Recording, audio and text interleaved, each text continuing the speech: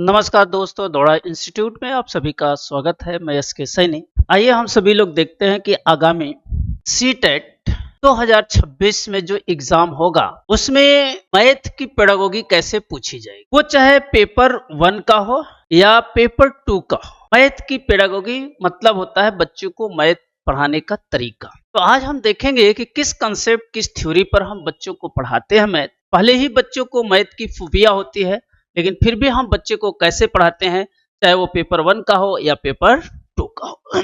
पहला क्वेश्चन है, गणित शिक्षण का मुख्य उद्देश्य क्या है? हम गणित शिक्षण का मेन पर्पज क्या है? देखो यहाँ पे सूत्र को याद करना, जहां पर याद करने की बात आएगी गलत हो जाएगा। मैथ में जहां पे फार्मूले की बात आएगी गलत हो जाएगा। समस्या समाधान कौशल को विकसित करना सही होगा। केवल की बात अभी पहले बताए थे, गलत होगा। गृह कार्य देना ये एनसीएफ के अकॉर्डिंग गलत है। एनसीएफ 2023 के अकॉर्डिंग हम बच्चे को क्या देते हैं? प्रोजेक्ट वर्क देते हैं। हम प्रोजेक्ट वर्क देते हैं, तो इसका ऑप्शन जो आएगा वो सेकंड ऑप्शन आपको सही मिलेगा। क्वेश्चन नंबर दूसरा, गणित में सीखना सबसे अच्छा कैसे हो? अगर गणित हम सीख रहे हैं तो सबसे अच्छा कैसे होता है गणित को सीखना? देखो यहाँ रटने की बात कर रहा है, गलत होगा। गतिविधियों के माध्यम से, एक्टिविटी के माध्यम से सही होगा। केवल की बात कहा, गलत होगा। जिस ऑप्शन में लेक्चर मेथड की व्याख्या विधि की बात करता है, गलत हो जाता है। दंड देना, पनिशमेंट देना, बच्चों को पनिशमेंट देना, यह भी बात गलत होगा। देखो व्याख्यान विधि जो है गलत होगा, लेकिन अगर ऐसा रहेगा व्याख्या करना, व्याख्या करना को कहते हैं एक्सप्लेन करना। एक्सप्लेन करके बताना पड़ेगा, एलाबोरेट करके बताना पड़ेगा, वो ऑप्शन सही होगा। क्योंकि मैथ में हम क्या करते हैं, स्टेप वाइज एक्सप्लेन करते हैं, तो एक्सप्लेन करना तो सही होगा। लेकिन जहां पर व्याख्यान विधि आया है, लेक्चर मेथड आया है, वो हमेशा गलत होता है। लेक्चर मेथड गलत होगा, व्याख्या करना, एक्सप्लेन करना, एलाबोरेट करना, वो सही होगा। तो यहां पर बाई एक्टिविटी के माध्यम से हम क्या करेंगे? क्वेश्चन नंबर 3 देखो, कौन सा गणित शिक्षण की संरचनावादी कंस्ट्रक्टिव पद्धति है? कंस्ट्रक्टिव पद्धति का मतलब यह होता है कि जो ये बच्चा है अपने ज्ञान का निर्माता स्वयं होता है, यानी खुद सीख सकता है। इसका मतलब होता है बच्चा स्वयं सीख सकता है। शिक्षक केंद्रित, शिक्षक तो टीचर सिखाएगा, स्वयं तो होगा नहीं। कंस्ट्रक्टिज्म है। पाठ्यपुस्तक उसमें भी है। छात्र की सक्रिय भागीदारी सही होगा, जहां पे ड्रिल करेगा, प्रैक्टिस करेगा, रटंत करेगा, अभ्यास करेगा, वो ऑप्शन गलत होगा। क्योंकि अभ्यास से बच्चा क्या करता है ना, परफेक्ट बनता है, कोई नई चीजें नहीं सीखता, बल्कि जो सीखा है वह उसमें क्या होता है, परफेक्ट बनता है। तो हमें परफेक्ट नहीं बनाना है, हमें बालक की नई नई चीजों को सिखाना है। तो इसका ऑप्शन आएगा सी। क्वेश्चन नंबर 4, गणित में त्रुटियां, एरर, एरर का क्या महत्व है? दंडयुक्त, पनिशमेंट देना, गलत हो जाएगा। सीखने में बाधा, सीखने का अवसर देना, सही होगा। नजरअंदाज करना, गलत हो जाएगा। तो जहां पे सीखने का हम अवसर देंगे वो सही होगा। तो इसका ऑप्शन जो सही होगा वो सी ऑप्शन सही होगा। क्वेश्चन नंबर 5, गणित में अमूर्त अवधारणा को कैसे सिखाया जाना चाहिए? गणित क्या होता है? अमूर्त ही होता है। गणित कैसा होता है? अमूर्त होता है। और यही कारण है कि बच्चे सीख नहीं पाते। इसमें इमेजिन करना पड़ता है, इसमें बच्चों को कल्पना करना पड़ता है। माना कि यक्स, ये मानना जो है कल्पना है, एब्स्ट्रैक्ट है, इसलिए बच्चा नहीं सीखता। सीधे परिभाषा देकर गलत हो जाएगा। ठोस सीधे परिभाषा, ठोस से अमूर्त की ओर सही होगा। केवल उदाहरण देकर ढेर सारे एग्जाम्पल दे दो, वो भी है। रटने की विधि, मेमोराइजेशन, ये भी गलत होगा। हम बच्चा जो को ठोस से अमूर्त की ओर दिखाएंगे, कंक्रीट से क्या करते हैं, एब्स्ट्रैक्ट जाते हैं। कंक्रीट में हम बच्चों को बहुत सारे प्रदर्शन करते हैं, डेमोन्स्ट्रेशन मेथड अप्लाई करते हैं, बहुत सारी चीजों को उसे दिखाते हैं, रियल लाइफ से जोड़ते हैं, फिर उसके बाद जो है उसे, तो इसका जो ऑप्शन आएगा बी आएगा। क्वेश्चन नंबर 6, निम्न में से कौन सा गणित शिक्षण में टीएलएम है? टीएलएम को होता है टीचिंग लर्निंग मटेरियल।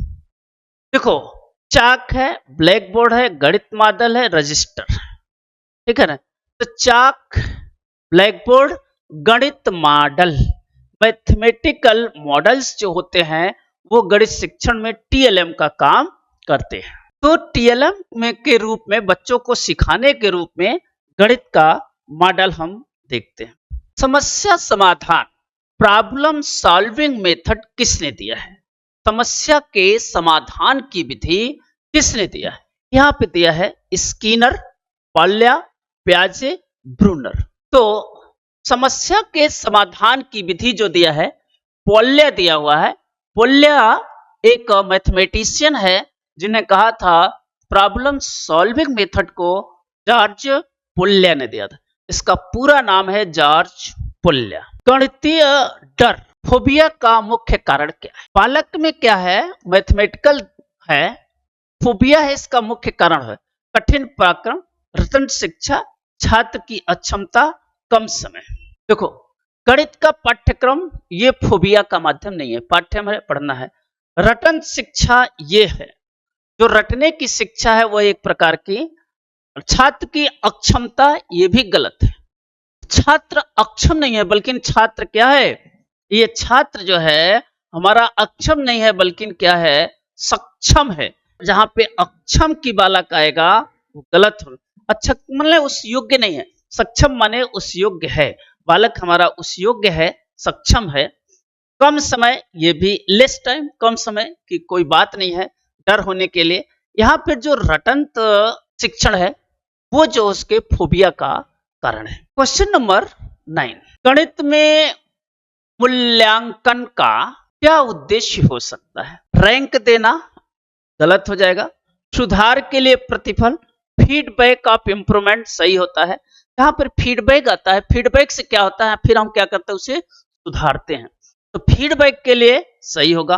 पनिशमेंट देना गलत, तुलना करना गलत, तो क्या होगा? सुरक्षा के सुधार के लिए प्रतिक्रिया, फीडबैक ऑफ इंप्रूवमेंट, ये हमेशा सही होगा। क्वेश्चन नंबर 10, सतत और व्यापक मूल्यांकन। सतत और व्यापक मूल्यांकन जिसे हम कहते हैं सीसी का मेन पर्पज क्या है? केवल परीक्षा की बात करेगा, गलत होगा। संपूर्ण होलिस्टिक डेवलपमेंट की बात करेगा, सही होगा। अंक देंगे, केवल मार्क्स देंगे, गलत हो जाएगा। कंपटीशन कराएंगे, प्रतियोगिता कराएंगे, ये भी गलत होगा। सारे जो है एनसीएफ 2023 के अकॉर्डिंग सारे गलत है, ये गलत वर्ड है। केवल परीक्षा की बात करेगा, अंक बढ़ाएगा, प्रतियोगिता। होलिस्टिक, सीसी का मतलब होता है होलिस्टिक डेवलपमेंट। होलिस्टिक डेवलपमेंट का मतलब यह होता है बालक के सर्वांगीण विकास का मतलब शैक्षणिक और सह शैक्षणिक दोनों विकास होना चाहिए। शैक्षणिक का मतलब शिक्षा संबंधित, सह शैक्षणिक का मतलब खेल कूद, ये सब। गणित में अवधारणा निर्माण किस पर आधारित है? गणित में अगर हमें कंसेप्ट डेवलपमेंट करना है तो किस पे बेस होगा? याददाश्त, मेमोरी, गलत। एक्सपीरियंस, अनुभव, सही होगा। पनिशमेंट गलत होगा, गृह कार्य गलत होगा। जहां पर एक्सपीरियंस की बात कहेगा, अनुभव की बात कहेगा, वो सही होगा। क्वेश्चन नंबर 12, निम्न में कौन सा गणित शिक्षण का सिद्धांत नहीं है? यहां पर देखना है, नहीं है, नहीं मतलब गलत बताना। इन चारों ऑप्शन में से एक ही वर्ड है जो गलत है, बाकी 3 सही है। ज्ञात से हम अज्ञात की ओर सिखाते हैं, सरल से कठिन की ओर सिखाते हैं, अमूर्त से मूर्त की ओर नहीं सिखाते हैं, बाल केंद्रित भी सिखाते हैं। यहाँ पे हम हमेशा ठोस से अमूर्त की ओर सिखाते हैं। ठोस का मतलब होता है मूर्त, हम मूर्त से हमेशा अमूर्त की ओर सिखाते हैं। कंक्रीट से हमेशा एब्स्ट्रैक्ट सिखाते हैं, एब्स्ट्रैक्ट से कंक्रीट नहीं, यहां से इधर सिखाते हैं, इसलिए गलत पूछा हुआ है। गलत में आपका कौन सा ऑप्शन आएगा? सी आंसर आएगा, गलत ये। क्वेश्चन नंबर अगला देखें, गणित में खोज की विधि, डिस्कवरी मेथड किसने दिया हुआ है? खोज करना, डिस्कवर करना, मैथ में खोज की विधि पियाजे। पियाजे का है संज्ञानात्मक विकास। पियाजे का हम संज्ञानात्मक विकास देखते हैं, कॉग्निटिव डेवलपमेंट देखते हैं।